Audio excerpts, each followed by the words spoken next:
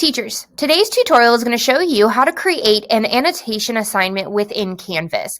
This will allow your students to write on a PDF, on a worksheet, or even a picture that you have taken. The very first thing you need to do is click on the course that you want to build the assignment in. Click on Assignments in the upper left-hand corner, and then Add Assignments in the upper right. You can title this assignment whatever it is that the assignment is going to be called. I'm just going to call it my annotations assignment. In the description, you can put your directions.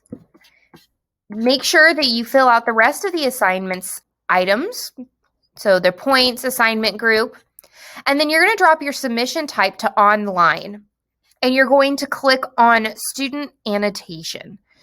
Now, this will bring up either your files for your course, or you can upload a file from your actual computer. This does not connect to a Google Drive, so it is whatever you have inside your course files or on your computer.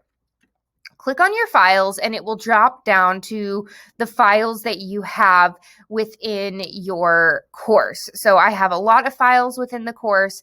I'm just going to click on one of them to have the students write all over. Once you have chosen your assignment or the worksheet, whatever it is that you've chosen, make sure to give it a due date and hit save and publish when you're ready for your students to see. I am going to act as one of my students so you can see the student side. As you can see in the to-do list on the far right, this student has the annotations assignment that I just created. And if they scroll down, they have what I have given them as an assignment. They have the tools to highlight, so they can highlight on the page. They can also put a text box on here. They can mark all over the page as well. They can comment on items. They can do a lot of different things, including creating a box where they can leave a comment as well. They can zoom in.